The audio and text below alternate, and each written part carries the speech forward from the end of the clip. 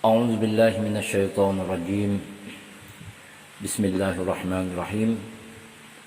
الحمد لله رب العالمين، والصلاة والسلام على حبيبنا وحبيب الله العالمين سيدنا ومولانا أبي القاسم المصطفى محمد وآله الطيبين الطاهرين وأصحابه الأخيار المنتجبين. وقال رب اشرح لي صدري ويسر لي أمري واحلل عقدة من لساني يفقه قولي. أشهد أن لا إله إلا الله وحده لا شريك له، وأشهد أن محمدا عبده ورسوله. اللهم صل على محمد وآل محمد. اللهم صل على محمد وعلى آل محمد. Allahumma salli ala Sayyidina Muhammad wa ala ali Sayyidina Muhammad. Para mahasiswa yang saya hormati dan saya muliakan, aqulu lakum jami'an assalamualaikum warahmatullahi ta'ala wabarakatuh.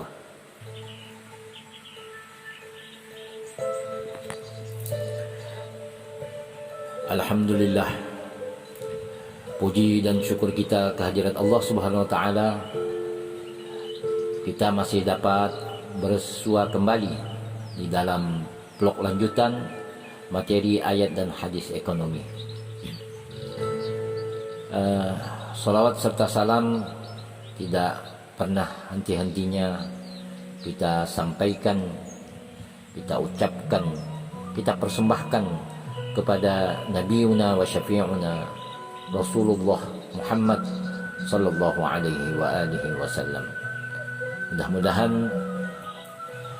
keberkahan dan keberkatan selalu meliputi kita dan kita dimudahkan bersama untuk memahami materi yang akan saya sampaikan pada kesempatan vlog video kali ini. Para mahasiswa yang saya hormati dan saya muliakan, pada vlog-vlog sebelumnya kita telah mengkaji beberapa tema yang berkaitan dengan subsilabus yang telah saya berikan kepada Anda. Nah, yaitu tema-tema tentang sub-sub materi yang terkait dalam pembelajaran kuliah ayat dan hadis ekonomi. Nah, ada satu tema di tema ketujuh, yaitu ayat tentang kemerdekaan dan keamanan dalam Islam. Nanti saya akan kirimkan vlog. Kebetulan vlog ini hampir sama temanya dengan pengantar ekonomi Islam. Jadi itu cukup dibaca saja di vlog itu. Nah, hari ini kita akan mengangkat tema yang besar tema yang besar. Walaupun ini perlu sebuah kekuatan bagi saya pribadi untuk mengkaji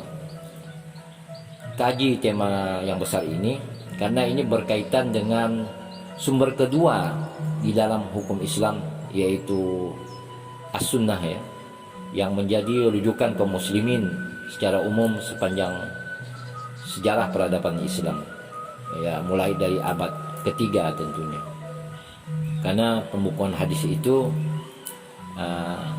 jauh setelah dari wafatnya Rasulullah, sehingga dari hadis yang disandarkan kepada perbuatan, perkataan dan keputusan Nabi itu sendiri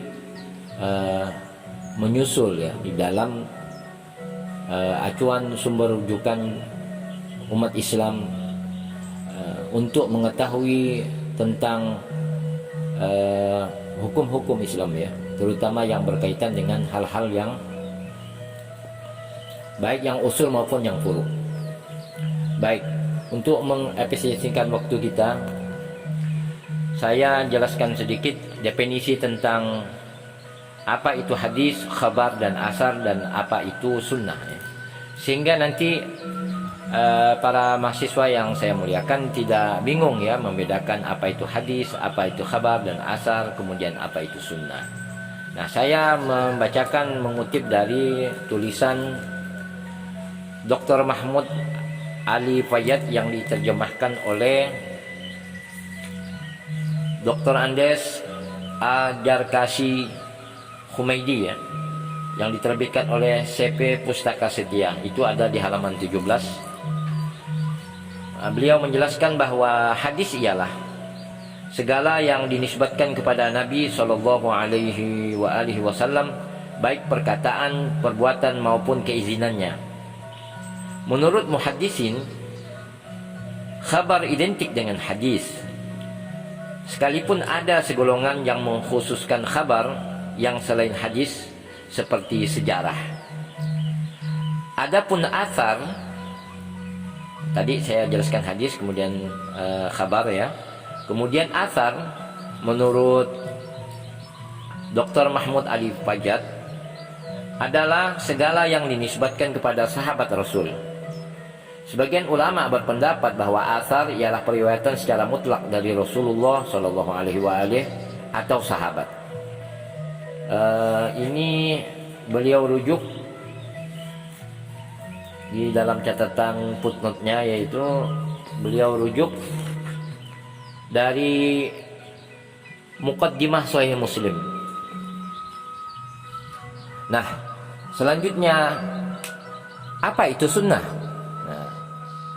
Nah, menurut Dr. Mahmud Ali Fajat, menurut suatu pendapat, sunnah ialah kumpulan periwayatan, sedangkan athar ialah suatu yang berasal dari Nabi Shallallahu Alaihi Wasallam dan para sahabat yang digunakan sebagai penjelasan atau penafsiran ajaran-ajaran agama, baik berupa ucapan, perbuatan, atau keizinan.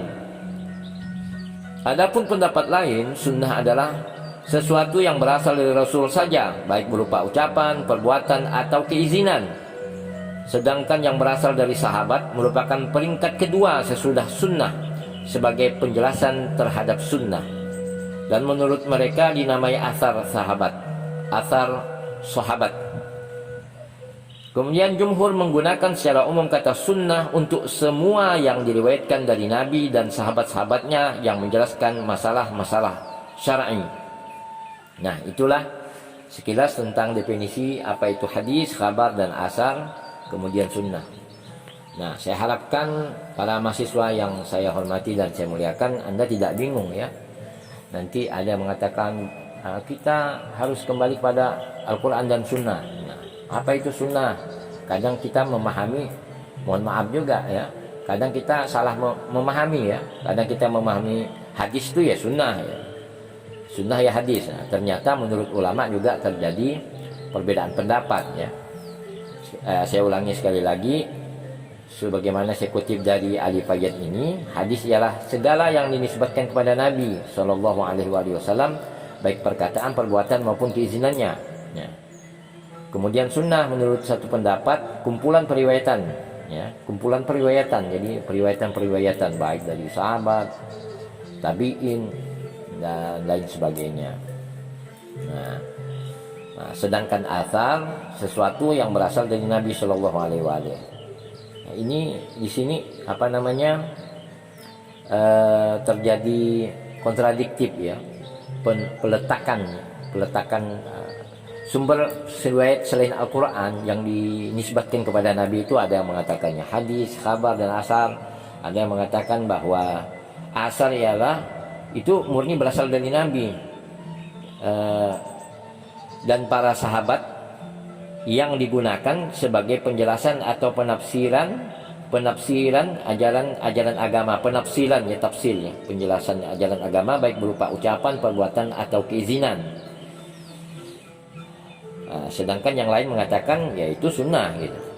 Nah, itu saya gambarkan sekilas ya perbedaan perbandingannya. Baik. Ada dua sumber nih, walaupun sebenarnya penjelasan yang lainnya banyak ya. Sumber dalil hadis ya yang menjelaskan tentang berpegang teguh kepada dua sumber yang selama berpegang teguh pada keduanya maka umat itu tidak akan tersesat selamanya. Nah, saya akan membacakan satu sumber yang berkaitan dengan itu.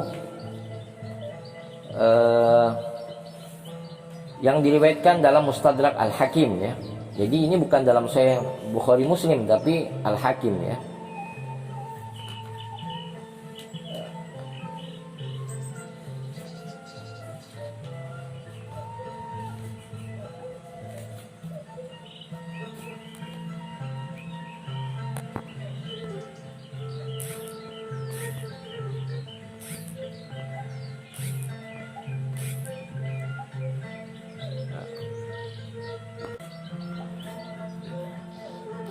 Saya akan bacakan satu redaksi yang cukup masyhur ya. Taraktu fikum ma in tamassaktum bih lan tadillu ba'di abadan kitaballah wa sunnata rasulih.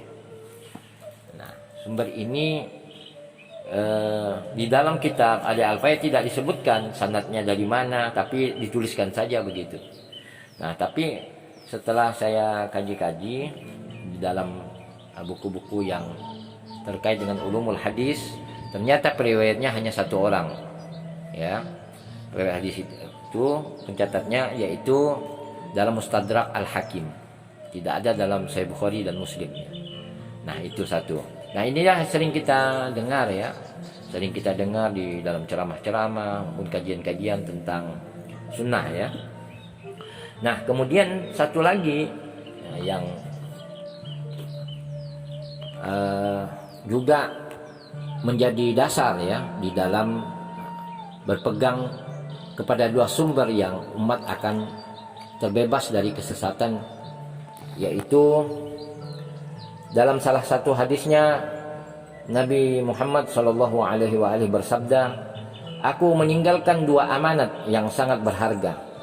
Pertama Al-Quran, kedua anak-anak keturunanku atau ahlul baitku. Dua warisan ini tidak akan pernah terpisah satu sama lain.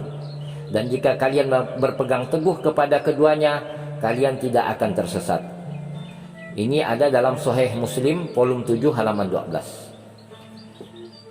Nah, sebenarnya masih banyak ya keterangan khususnya tentang ahlul bait ini. Makanya ini adalah sebenarnya sebuah kajian yang berat ya, berat untuk disampaikan dan berat untuk dijelaskan. Tapi dalam hal ini, karena ini terkait materi-materi yang khusus untuk ekonomi, saya tidak mengalami kesulitan ya, dan tidak mengalami kendala untuk mengungkapkan dua hadis yang seolah-olah kontradiktif ya. Seolah-olah kontradiktif, satu Al-Quran dan Sunnahku, tanpa menjelaskan sunnah yang diriwayatkan kepada siapa ya. Makanya tadi saya jelaskan di awal bahwa ada mengatakan bahwa asar itu yaitu sebuah asar itu adalah periwayatan atau suatu yang berasal dari Nabi SAW dan para sahabatnya. Asar itu yang digunakan sebagai penjelasan atau penafsilan ajaran-ajaran agama, baik berupa ucapan, perbuatan, atau keizinan ya. Adapun pendapat lain, sunnah adalah sesuatu yang berasal dari Rasul saja, baik berupa ucapan, perbuatan, keizinan. Sedangkan yang berasal dari sahabat merupakan peringkat kedua sesudah sunnah sebagai penjelasan terhadap sunnah. Dan menurut sebagian ulama dinamai asar sahabat. Nah, jumhur menggunakan secara umum kata sunnah untuk semua yang diriwayatkan dari Nabi dan sahabat-sahabatnya yang menjelaskan masalah-masalah syar'i. Jadi ini adalah kesimpulan dari jumhur ulama. Nah, oleh sebab itu di dalam pengkajian ayat dan hadis ekonomi, khususnya tentang hadis-hadis tentang ekonomi ini, saya akan mengutip dari dua sumber, baik dari sumber sahabat ya maupun dari ahlul bait tentunya. Nah, jadi jangan jangan bingung ya, karena saya tidak akan masuk ke dalam ranah ikhtilaf. Misalnya sahabat A mengatakan boleh, sahabat B mengatakan tidak boleh, satu mengatakan haram, satu mengatakan mubah. Mana yang mau kita pilih misalnya? Nah, tentu ini ada kajian sendiri ya. Bagaimana cara mengungkap validitas sebuah berita ya, sebuah perkataan atau perbuatan yang disandarkan kepada Rasulullah dari jalur sahabat maupun dari jalur ahlul bait. Nah, intinya sependek pengetahuan saya, kalau terjadi ikhtilaf di antara riwayat itu, maka kembalikanlah kepada Al-Quran. Nah, jikalau riwayat itu tidak bertentangan dengan Al-Quran, maka tidak akan diragukan validitas dari berita tersebut yang disandarkan kepada Rasulullah Shallallahu Alaihi Wasallam. Nah, mudah-mudahan dalam penjelasan singkat saya ini dapat membuka cakrawala Anda semua untuk lebih terbuka ya, untuk lebih terbuka dalam mencari referensi-referensi khususnya yang berkaitan dengan ekonomi itu sendiri. Walaupun di ekonomi sendiri, ekonomi Islam itu sendiri, nanti kita tidak akan pernah menemukan ya ayat yang spesifik atau misalnya muhkamat yang berkaitan dengan misalnya bagaimana cara menghitung selisih antara rugi dan menghitung antara modal dan profit misalnya. Kemudian bagaimana cara pembukuan akuntansi keuangan, ini tidak pernah akan kita temukan dalam Al-Quran dan hadis. Karena Al-Quran itu ada yang muhkamat, ada yang mutasyabihat, ada yang qat'i, ada yang zunni ya. Yang muhkamat itu artinya jelas ya hukumnya, misalnya wa halallahul bai'a wa harrama riba. Allah jelas mengharamkan riba dan menghalalkan jual beli. Nah, namun pada kenyataannya di lapangan, pada saat kita akan misalnya ada kalangan ulama hampir jumhur ya bunga bank itulah riba misalnya. Banyak kita temukan di kajian-kajian khususnya berkaitan dengan kajian tentang hukum riba itu sendiri terjadi ikhtilaf di antara ulama. Apakah bunga bank itu semuanya riba gitu. Nah, kalangan di Indonesia saja antara Muhammadiyah dan NU berbeda menyimpulkan hukum bunga bank itu sendiri. Nah, oleh sebab itu pada kesempatan inilah saatnya kita mengkaji. Walaupun dalam vlog singkat ini kita mengkaji sederhana ya, tentunya ini tidak cukup untuk menjawab menjawab secara komprehensif ya permasalahan-permasalahan yang terkait dengan ekonomi. Makanya di dalam subsilabus saya juga tentukan secara tematik ya. Nah, khusus untuk kutipan tentang hukum-hukum ya, misalnya di pokok bahasan ke-8 itu saya mengkaji tentang hadis tentang keutamaan jual beli ya. Jual beli terlarang yaitu talaqi rukban, mengandung unsur penipuan. Kemudian hadis berkaitan dengan ijarah, hadis berkaitan tentang keberkahan hidup, hadis tentang bentuk kebatilan dan kezaliman, hadis berkaitan dengan pelarangan perilaku kikir dan pemborosan, hadis tentang kedermawanan ekonomi dan kesederhanaan. Nah, untuk pokok bahasan yang ke-8 sama 9 saya mengutip itu dari jalur sahabat.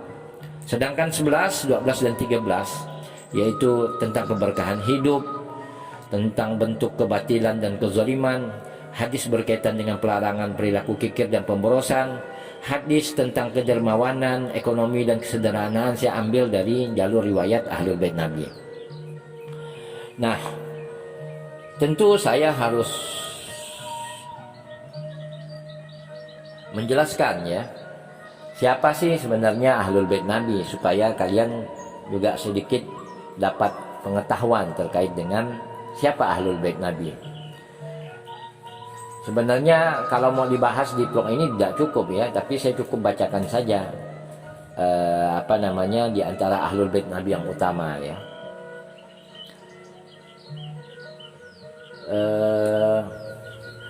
Salah satu riwayat tentang siapa Ahlul Bait Nabi itu ada dalam yang dinamakan hadis Ahlul Kisah. Ahlul Kisah ini hadis yang diriwayatkan langsung oleh salah satu sahabat yang paling senior ya. Artinya dia meninggal sampai umur paling panjang usianya, yaitu sahabat yang bernama Jabir bin Abdullah Al-Ansari. Nah, dari beliaulah riwayat tentang siapa sungguhnya Ahlul Bait itu, yang sebagaimana di Al-Quran surah Al-Ahzab 33, innama yuridullah yuzhiba ankum risa ahlal bait wa yutahhirakum tathira. Sesungguhnya Allah ingin mensucikan kalian dari sifat-sifat tercela dan ingin mensucikan kalian sesuci-sucinya. Itu ada dalam surah Al-Ahzab 33. Kemudian dijelaskan di dalam hadis yang dinamakan hadis Al-Kisa ya. Hadis Al-Kisa yang diriwayatkan oleh salah satu sahabat yang paling senior dan yang wafat juga, yang umurnya paling panjang ya, di antara seluruh sahabat Nabi, yaitu Jabir bin Abdullah Al-Ansari. Nah, di dalam hadis ini sangat panjang ya, saya bacakan di ujungnya saja. Nah, nanti kalau Anda mau bertanya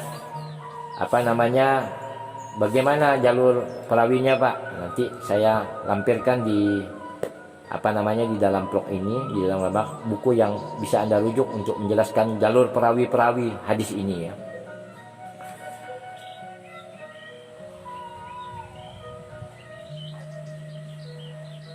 Di dalam hadis ini dikatakan bahwa Ahlul Bait itu adalah sebagai ma'dinur risalah. Jadi mereka yang menjadi sumber pengetahuan kenabian. Artinya mereka hidup di rumah Nabi, hidup di Baitun Nubuwah ya. Hidup di rumah di mana turunnya wahyu. Awaluman aslama fil islami nasibyan Abi Thalib ya. Anak satu-satunya Rasulullah, Sayyidah Fatimah Az-Zahra, dan kedua anaknya Hasan dan Husain. Itulah yang disebutkan di dalam hadis Ahlul Kisah. Saya akan bacakan karena terlalu panjang, saya saya ambil pointernya saja.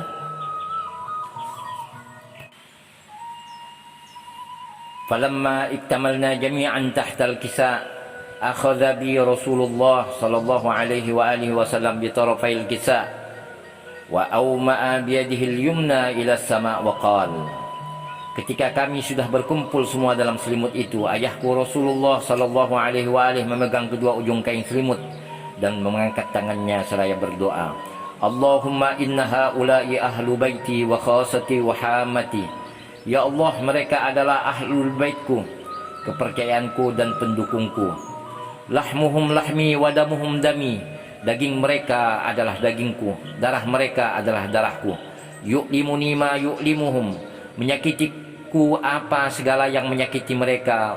Wa yahzununi ma yuhzinuhum. Dan menyedihkanku segala yang menyedihkan mereka. Ana harbun liman harabahum. Aku memerangi siapa saja yang memerangi mereka. Wasilmun liman salamahum. Berdamai kepada siapa saja yang berdamai dengan mereka. Wa aduun liman adahum. Memusuhi kepada siapa saja yang memusuhi mereka. Wa muhibbun liman ahabbahum. Memusuhi kepada siapa saja yang memusuhi mereka. Innahum minni wa ana minhum. Mereka adalah bagian dariku dan aku bagian dari mereka. Faj'al salawatika wa barakatika wa rahmataka wa ghufranaka wa ridwanaka alayya wa alaihim wa adhib anhumur rijsa wa tahhirhum tathira. Maka sampaikanlah salawatmu, keberkahanmu, kasih sayangmu, ampunanmu dan keridhaanmu kepadaku dan kepada mereka, serta jauhkanlah dari mereka segala keburukan dan sucikanlah mereka sesuci-sucinya. Nah, kemudian lanjutan dari hadis kisah ini, faqala Allahu azza wa jalla, lalu Allah azza wa jalla berfirman, ya malaikati wa ya sukkana samawati, inni ma khalaqtu sama'an mabniyah wala ardan madhiyah wala qamaran munira wala syamsan mudiyah wala falakan yadur wala bahran yajri wala fulkan yasri illa fi mahabbati haula'il khamsah alladzina hum tahtal kisa. Wahai para malaikatku, wahai penghuni langitku, sesungguhnya aku tak menciptakan langit berdiri, bumi yang terbentang, bulan yang bersinar, matahari yang bercahaya, planet yang berotasi, laut yang mengalir, dan kapal-kapal yang bersiar, kecuali karena kecintaan terhadap 5 orang yang sedang berada dalam kain selimut itu. Faqala al-aminu Jibril, ya Rabb, wa man tahtal kisa. Maka malaikat Jibril berkata, wahai Tuhanku, siapakah mereka yang berada di balik selimut? Faqala azza wa jalla, hum ahlu baitin nubuwah wa ma'dinur risalah, hum Fatimah wa abuha wa ba'luha wa banuha. Yang maha tinggi lagi maha agung berfirman, mereka adalah keluarga kenabian, pusat risalah mereka adalah Fatimah, ayahnya, suaminya dan anak-anaknya. Faqala Jibril, ya Rab, ata'zanu li an ahbitu ilal ardi liakuna ma'ahum sadisa. Jibril berkata, wahai Tuhanku, apakah engkau mengizinkanku untuk turun ke bumi agar aku dapat menjadi yang keenam bersama mereka? Faqala Allahu na'am, qad azintu lak. Allah berfirman, boleh, engkau telah kuizinkan. Fahabatal aminu Jibril wa qala, assalamu alayka ya Rasulullah. Al-aliyul a'la yuqri'uka as-salam wa yakhussuka bit-tahiyyati wal-ikram. Yaqulu lak,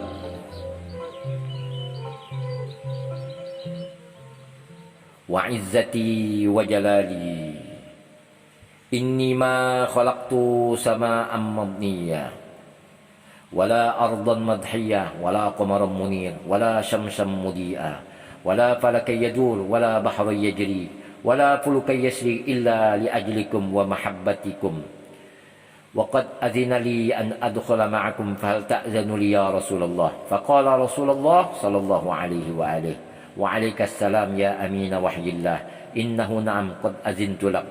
Fadakhala Jibril ma'ana tahta al-kisa' faqala li abi, inna allaha qad awha ilaikum yaqul, innama yuridu Allah yudhhiba ankum risa ahlal bait wa yutahhirakum tathhira. Inilah cuplikan dari hadis Ahlul Kisah yang saya kutip. Kemudian saya bacakan arti yang terakhir. Maka turunlah Al-Amin Jibril, Al-Amin malaikat Jibril alaihissalam seraya berkata, salam atasmu wahai Rasulullah. Yang Maha Agung mengucapkan salam untukmu, memuliakanmu dengan penuh sukacita dan penghormatannya, dan dia berfirman kepadamu, demi ketinggianku dan keagunganku, sesungguhnya aku tak menciptakan langit berdiri, bumi terlentang, bulan yang bersinar, matahari yang bercahaya, planet yang berotasi, laut yang mengalir, dan kapal-kapal yang bersiar kecuali kecintaan beliau kepada kalian. Kemudian dia telah mengizinkanku untuk bergabung bersama dengan kalian. Apakah engkau mengizinkan wahai Rasulullah? Kemudian Rasulullah sallallahu alaihi wasallam menjawab, salam sejahtera atasmu juga wahai kepercayaan wahyu Allah. Aku mengizinkanmu. Maka masuklah Jibril bersama kami di balik kain selimut, lalu berkata kepada ayahku, sesungguhnya Allah telah mewahyukan kepada kalian dengan firman-Nya, sesungguhnya Allah bermaksud hendak menghilangkan dosa dari kalian, wahai ahlul bait, dan menyucikanmu sesuci-sucinya. Al-Ahzab ayat 33. Para mahasiswa yang saya hormati dan saya muliakan, supaya kalian mendapat referensi ya tentang siapa periwayat dari hadis Ahlul Kisah ini, sehingga nanti pada timingnya saya akan mengutip ya pendapat-pendapat Ahlul Bait ya terkait etika ekonomi. Karena kalau saya banyak mendapatkan di dalam buku-buku kajian ayat dan hadis ekonomi terkait dengan etika yang ada hubungannya dengan ekonomi ya, itu sangat sedikit dari jalur sahabat. Dan saya banyak temukan dari perkataan Ali bin Abi Thalib, kemudian dari cucu-cucunya yaitu dari Imam Ali Zainul Abidin, kemudian Imam Muhammad Al-Baqir, kemudian Imam Ja'far As-Shadiq. Jadi saya akan kutip-kutip juga dari Ahlul Bait, dari keturunan Al-Husain, yang mudah-mudahan ini melengkapi ya, melengkapi kekurangan yang ada di dalam rujukan-rujukan hadis yang berkaitan dengan ekonomi, kemudian etika ekonomi dan lain sebagainya. Nah, mudah-mudahan dengan kajian singkat ini, maaf sebelumnya saya akan bacakan ya perawi dari hadis Ahlul Kisah. Sumber rujukan yaitu Minhaj As-Sunnah jilid 3 halaman 3. Kemudian sumber kedua Sahih Tirmizi jilid 5 halaman 351 hadis ke 3105. Kemudian sumber ketiga Hakim Nisaburi dalam Mustadrak As-Sahihain jilid 3 halaman 146. Sahih Muslim jilid 4 halaman 1883 hadis ke 2424. Kemudian Musnad Ahmad bin Hambal jilid 6 halaman 292. Hadis Al-Kisah dituturkan oleh beragam orang. Berikut ini sejumlah perawi hadis tersebut, yaitu Ibnu Abbas ya. Perawi Ibnu Abbas itu ada di dalam Ahmad bin Hambal, Musnad jilid 1 halaman 33, Ibnu Abi Asim As-Sunnah jilid 2 halaman 602 hadis ke 1351. Kemudian Nasai dalam kitab As-Sunan Al-Kubra jilid 5 halaman 112 hadis ke 8409. Kemudian Tabrani di dalam kitab Mu'jam Al-Kabir jilid 12 halaman 77 hadis ke 12593. Kemudian Hakim An-Naisaburi, Hakim Al-Mustadrak ya, kitabnya Al-Mustadrak jilid 3 halaman 133. Kemudian perawi yang lain adalah Aisyah binti Abu Bakar. Itu ada dalam tulisan Ibnu Abi Saibah Al-Musannaf jilid 6 halaman 373 hadis ke 2093. Kemudian Muslim ya, dalam Al-Jamaah As-Sahih jilid 2 halaman 283 hadis ke 2424. Hakim dalam kitab Al-Mustadrak jilid 3 halaman 147. Kemudian perawi yang ketiga Abu Sa'id Al-Khudri. Kemudian Ummu Salamah ya, Ummu Salamah juga salah seorang istri Rasulullah ya. Tadi Aisyah binti Abu Bakar, Ummu Salamah. Kemudian Abdullah bin Ja'far At-Tayyar dalam kitab Abu Bakar Bazzar Al-Masnad jilid 6 halaman 210. Hadis ke 2251 Abu Abdullah Hakim Mustadrak jilid 3 halaman 148 hadis ke 4709. Kemudian perawi yang lain Anas bin Malik ya, terlalu panjang banyak ini sekaligus videonya. Saya sebutkan saja perawinya Anas bin Malik. Inilah diantara beberapa perawi-perawi yang meriwayatkan ya tentang hadis Al-Kisah yang berbicara siapa itu Ahlul Bait Nabi. Saya kira ini cukuplah ya sebagai penguat supaya kalian tidak terkejut ya bahwa ternyata ada ya rujukan setelah Al-Quran di samping Al-Quran wasunnati, yaitu yang banyak diriwayatkan walaupun tidak menyebutkan siapa yang harus sahabat yang bisa dipegang ya, karena jumlah sahabat kemudian siapa yang disebut sahabat itu berdasarkan sependek pengetahuan saya itu kajiannya semuanya berdasarkan qaul ulama-ulama tabi'in ya, ulama tabi'in. Sehingga kita tidak perlu tidak perlu bingung ya, karena saya di pembelajaran kali ini adalah tujuannya untuk saling melengkapi antara hadis yang berkaitan dengan ekonomi dari jalur sahabat, kemudian dari jalur Ahlul Bait. Walaupun saya jelaskan agak lebih panjang ya terkait dengan siapa Ahlul Bait, karena mungkin ini jarang dikaji ya, baik itu di TV, di media, di mimbar dan sebagainya. Mudah-mudahan ini menjadi keberkahan bagi kita ya, sehingga kita masuk di dalam sumber kedua yang saya juga bertanggung jawab dunia dan akhirat untuk menyampaikan ini. Dan mudah-mudahan ini bukan sebagai alat untuk untuk membuat Anda bingung ya.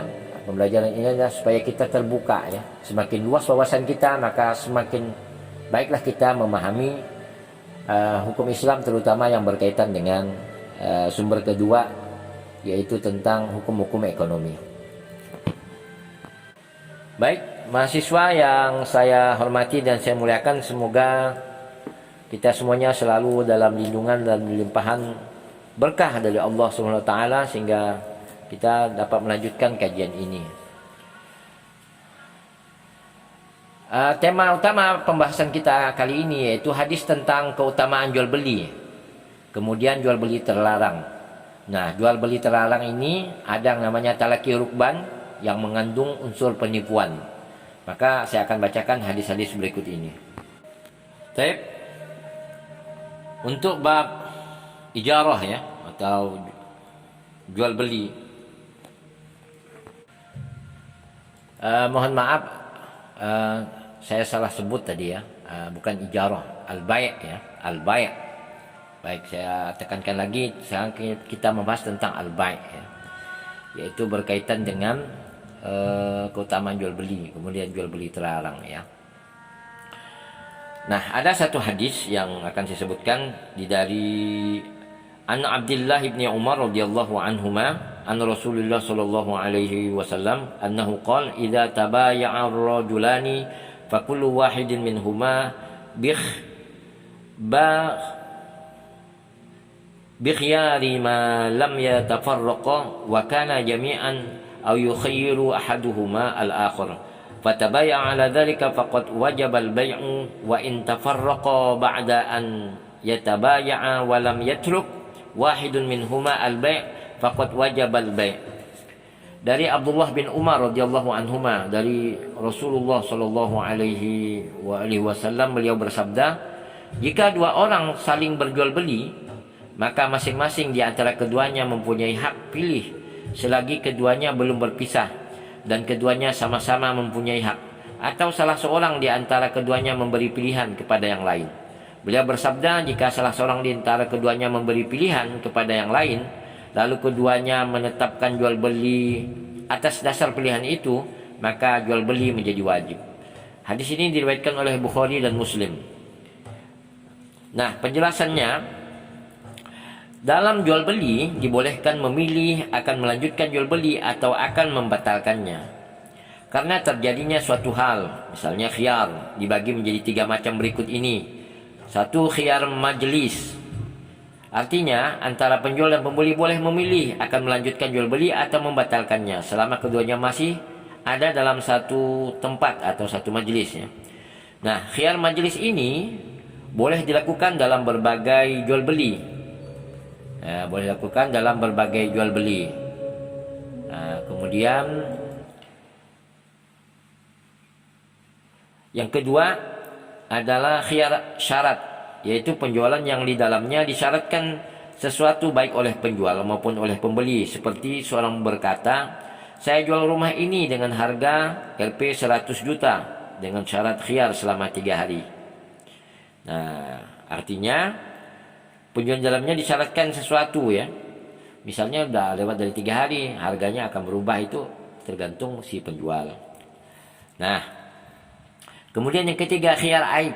Ya, artinya dalam jual beli ini disyaratkan kesempurnaan benda-benda yang dibeli. Seperti seorang berkata, saya beli mobil ini seharga sekian, bila mobil ini cacat saya akan kembalikan. Nah, itu namanya khiyar aib. Kemudian lihat tulisan Hendi Suhendi Fikih Muamalah Jakarta yang dicetak oleh Raja Wali Pers 2008 halaman 84. Kemudian hadis yang kedua terkait jual beli ini yaitu dari riwayat Bukhari dan Muslim ya. An Hakim ibni Hizam radhiyallahu anhu qala Rasulullah sallallahu alaihi wasallam al-bayyani bil khiyari ma lam yatafarraqa aw qala hatta yatafarraqa fa in sadaqa wa bayyana burika lahuma fi bai'ihima wa in katama wa kadzaba muhiqqat barakatu bai'ihima. Ada hadis yang semakna dari hadis Hakim bin Hizam radhiyallahu anhu. Dia berkata, Rasulullah sallallahu alaihi wasallam bersabda, 2 orang yang berjual beli mempunyai hak pilih selagi belum saling berpisah, atau beliau bersabda hingga keduanya saling berpisah. Jika keduanya saling jujur dan menjelaskan, maka keduanya diberkahi dalam jual beli itu. Namun jika keduanya saling menyembunyikan dan berdusta, maka barokah jual beli itu dihapuskan. Nah, kesimpulan dari hadis itu, satu, penetapan hak pilih di tempat bagi penjual dan pembeli untuk dilakukan pengesahan jual beli atau pembatalannya. Ini menurut Dr. Mardani ya. Kemudian yang kedua, temponya ialah semenjak jual beli dilaksanakan hingga keduanya saling berpisah dari tempat itu. Nah, kesimpulan yang ketiga, jual beli mengharuskan pisah badan dari tempat dilaksanakan akad jual beli. 4. Jika penjual dan pembeli sepakat untuk membatalkan akad setelah akad disepakati dan sebelum berpisah atau keduanya saling melakukan jual beli tanpa menetapkan hak pilih bagi keduanya, maka akad itu dianggap sah karena hak itu menjadi milik mereka berdua sebagaimana keduanya membuat kesepakatan, terserah kepada keduanya. Kesimpulan yang kelima, perbedaan antara hak Allah Subhanahu wa taala dan yang semata merupakan hak anak Adam, bahwa apa yang menjadi hak Allah Subhanahu wa taala pembolehannya tidak cukup dengan keridhaan anak Adam seperti akad riba. Sedangkan yang menjadi hak anak Adam diperbolehkan menurut keridhaannya yang diungkapkan karena hak itu tidak melanggarnya. Jadi keridhaan untuk perbuatan maksiat itu tidak diperbolehkan. Itu saya memahaminya begitu ya. Kemudian yang 6, pembuat syariat tidak menetapkan batasan untuk perpisahan. Dasarnya adalah tradisi. Apa yang dikenal manusia sebagai perpisahan, maka itulah ketetapan jual beli. Keluar dari rumah kecil, naik ke bagian atas, menyingkir ke tempat lain, atau yang semisalnya bisa dianggap perpisahan. Tentang tempo untuk menetapkan hak pilih dan akad. Kesimpulan ketujuh, para ulama mengharamkan penjual atau pembeli meninggalkan tempat atau sebelum akad ditetapkan, karena dikhawatirkan akan terjadi pembatalan. Ahlus sunnah melihatkan bahwa Rasulullah Shallallahu Alaihi Wasallam bersabda, dan tidak dihalalkan baginya penjual atau pembeli meninggalkan yang lain karena dikhawatirkan hal itu merupakan permintaan untuk membatalkan jual beli. Hal itu menggambarkan pengguguran terhadap hak orang lain. Artinya mau jadi atau tidak itu harus diungkapkan di saat di tempat peristiwa terjadinya jual dan beli itu. Jujur dalam muamalah dan menjelaskan keadaan barang dagangan merupakan sebab barokah di dunia dan di akhirat, sebagaimana dusta, bohong, dan menutupi cacat merupakan sebab hilangnya barokah. Hal ini dapat dirasakan secara nyata di dunia. Orang yang sukses dalam bisnisnya dan yang laku barang dagangannya ialah mereka yang jujur dalam muamalah yang baik. Perniagaan tidak merugi dan bangkrut melainkan karena pengkhianatan. Di samping itu, orang yang jujur mendapatkan pahala yang besar di sisi Allah Subhanahu wa taala.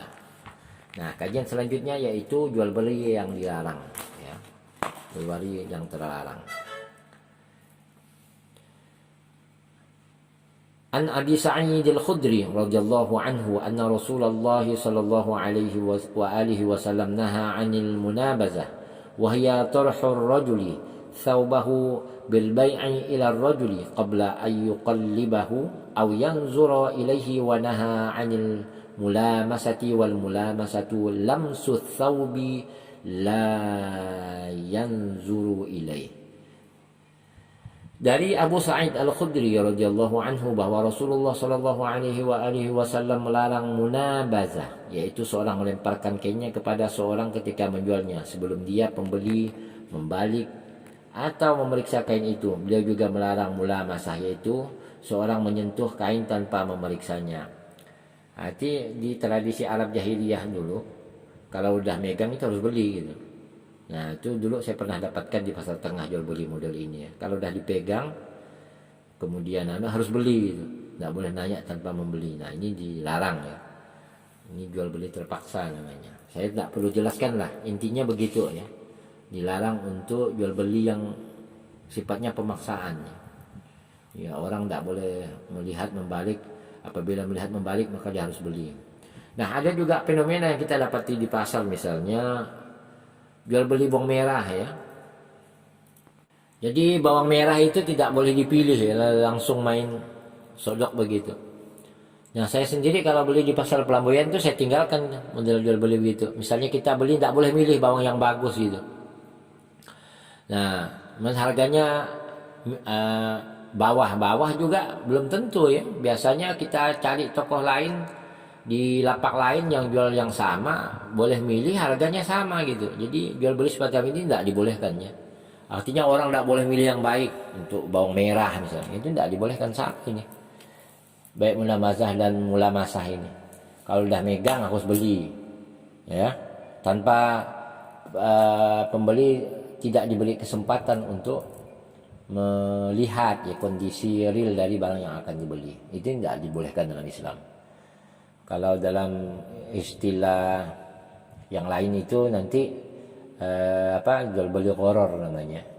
Kalau dalam istilah awamnya itu menjual kucing dalam karung ya. Artinya belum pasti dan kepastian dan lainnya. Memang banyak fenomena ini, misalnya kalau di Punggul itu ada jual langsat itu dari bunganya gitu. Harganya karena orang si petani langsat itu ini kasuistik ya. Saya kira tidak semuanya lah. Ada petani langsat misalnya dia perlu uang cepatnya, makanya dia panggil tauke. Tauke ini dikira saja taksir nih bunga langsat nih. Nanti kemudian tauke naksir, harganya tentu di bawah karena spekulasi bunga kan. Bunga belum tentu jadi buah dan belum tentu bisa dijual, itu sudah harus dijual gitu dengan harga yang rendah.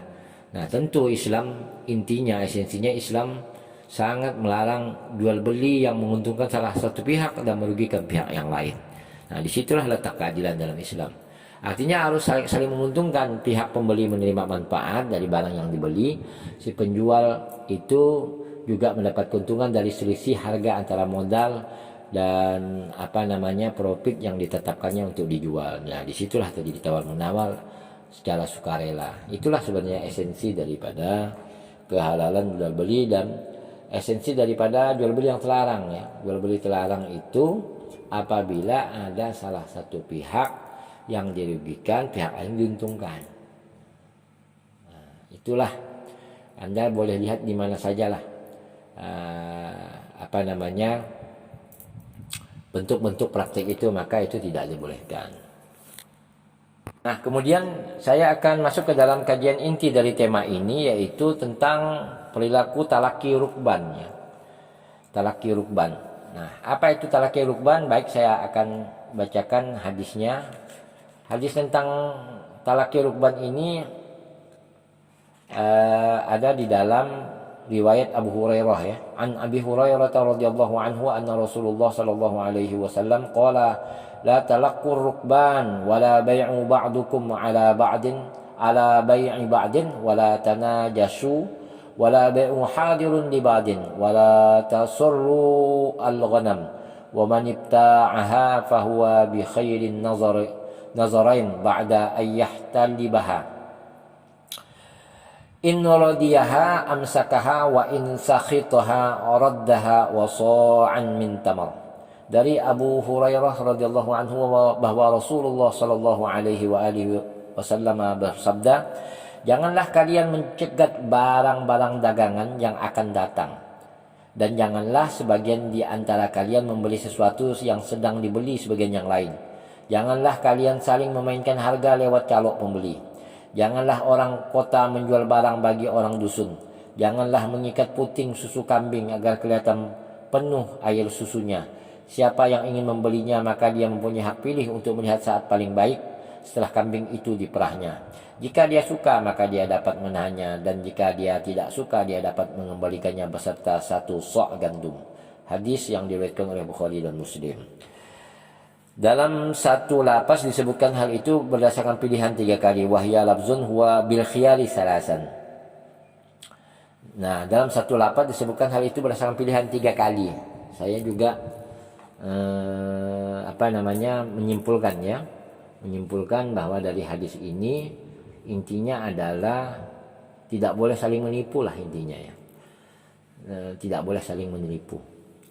Nah, kemudian hadis yang kelima, an Abdullah bin Abbas radhiyallahu anhuma qala naha Rasulullah sallallahu alaihi wasallam an tulaqqar rukban wa am yabi'a hadirun li badin. Qala faqultu li ibn Abbas ma qawluhu hadirun li badin.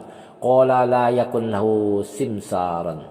Dari Abdullah bin Abbas radhiyallahu anhuma, dia berkata Rasulullah sallallahu alaihi wasallam melarang mencegat barang dagangan yang datang dan orang kota menjual barang bagi orang dusun. Aku, dalam kurung rawi, berkata, aku bertanya kepada Ibnu Abbas, apa makna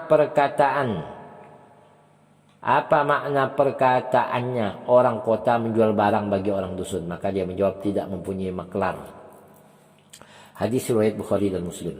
Nah, kesimpulan hadis menurut Dr. Mardani, satu, larangan mencegat para penjual barang untuk melakukan jual beli sebelum mereka tiba di pasar. Larangan ini berarti pengharaman.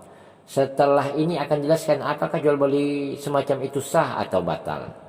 Yang kedua, hikmah larangan ini agar mereka tidak tertipu sehingga barang mereka dibeli dengan harga yang lebih murah ketimbang harga pasaran.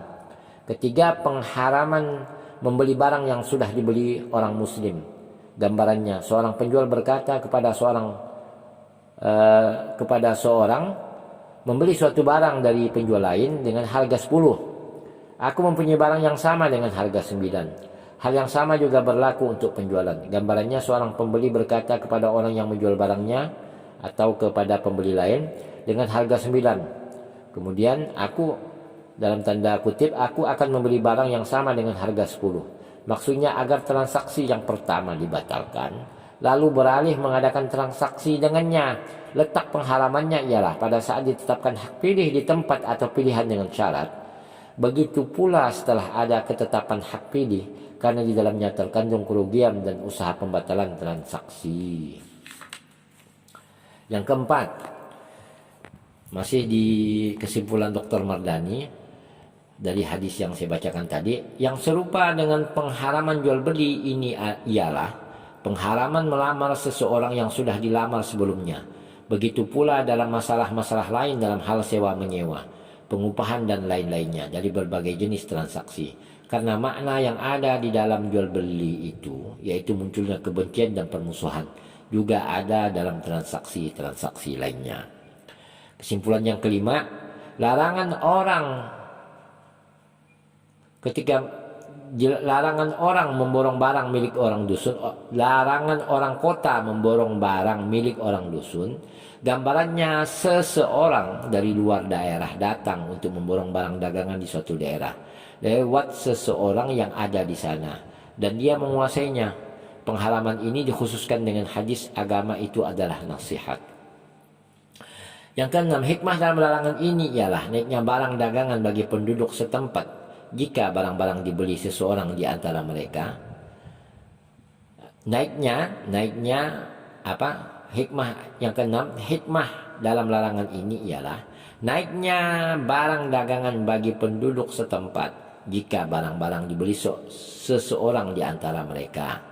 Lain halnya jika barang dibeli dari orang luar karena ketidaktahuannya tentang harga barang, maka nilai barang tidak bisa ditetapkan sehingga ada keleluasaan bagi pembeli. Yang ketujuh, sebagian ulama membatasi pengharaman ini dengan beberapa syarat. Yang paling penting, penduduk dusun datang untuk menjual barangnya sementara dia tidak tahu nilai barang, sementara orang-orang membutuhkan barang itu.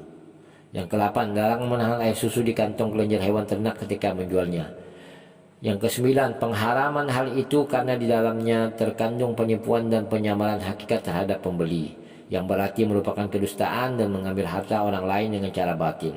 Jika menahan air susu itu untuk keperluan sendiri atau tidak dimaksudkan untuk menjualnya, maka hal itu diperbolehkan selagi tidak membahayakan binatang ternak. Jika tidak, maka hukumnya juga haram. Jual beli itu sah, ini ke yang 10 ya. Jual beli itu sah yang didasarkan kepada sabda beliau maksudnya Rasulullah, jika dia ridha maka dia dapat menahannya. Tapi pembeli mempunyai hak pilih antara menahan dan mengembalikannya.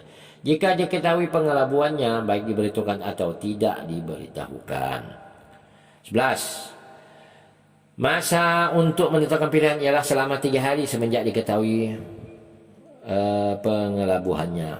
12. Kesimpulan dari sini bahwa semua jual beli yang diketahui adanya unsur penipuan, maka jual beli itu haram, sedangkan orang yang dikelabui mempunyai hak untuk menetapkan pilihannya. Itu jual sebelum talaqi rukban tadi, larangan untuk jual beli mula bazah mula masah ya, atau yang terkait dengan jual beli bai'ul khiyar ya.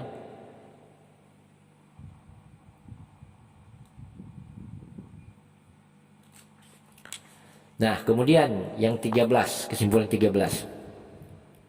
Jika diketahui adanya pengelabuan atau penipuan ya, maka pembeli dapat mengembalikan hewan yang dibelinya kepada si penjual, ditambah dengan 1 sok kurma sebagai pengganti dari air susu yang sudah diperah.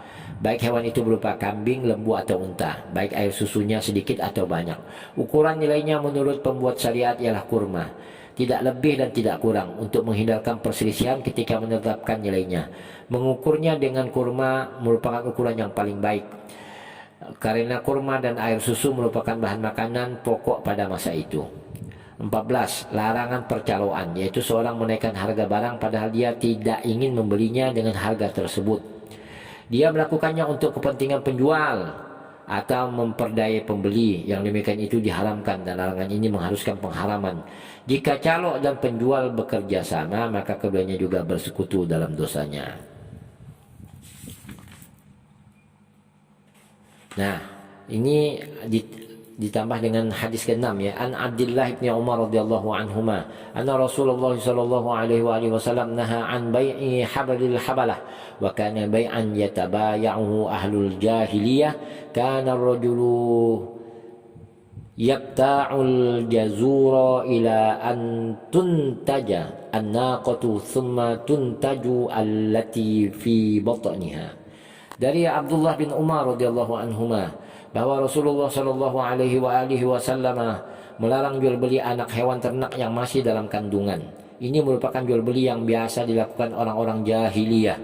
Seseorang biasa membeli unta yang masih dalam kandungan hingga induk unta melahirkan, kemudian anak unta itu melahirkan lagi. Hadis riwayat Bukhari dan Muslim. Nah, qila annahu yabi'u syarifa wa hiyal kabiratu al-musinnatu binatajil janin alladhi fi batni naqatih. Ada yang berpendapat dia membeli unta yang sudah berumur, tapi yang diambil adalah anak yang ada di dalam kandungan unta betinanya. Nah, kesimpulan hadis ini menurut Dr. Mardani terkait dengan jual beli yang terlarang, salah satunya ini adalah larangan jual beli semacam ini apapun penafsirannya, karena menurut penafsiran pertama maka di dalamnya terkandung unsur ketidakjelasan masanya. Nah, menurut penafsiran yang kedua, karena di dalamnya terkandung ketiadaan barang yang dijual dan ketidakjelasannya. Kemudian kesimpulan yang kedua yang ditetapkan dalam nas adalah jenis jual beli ini, karena itu merupakan satu jenis dari jual beli pada masa jahiliyah. Jika tidak, maka ia bersifat umum, berlaku untuk semua jual beli yang di dalamnya ada unsur ketidaktahuan dan tipuan. Nah, sekali lagi itu adanya unsur sembunyikan dalam jual beli ya. Tidak ada transparansi tentang spesifikasi barang yang ingin dijual secara transparan kepada pembeli, dan tentunya tipuan ya. 3. Hikmah larangan ini bahwa yang demikian itu merupakan jual beli dengan unsur tipuan dan untung-untungan serta memakan harta dengan cara yang batil. Di samping bisa menimbulkan perselisihan, permusuhan, tentunya kebencian. Demikianlah kajian ya, pilihan saya ya. Sebenarnya masih banyak lagi kajian tentang larangan jual beli ya.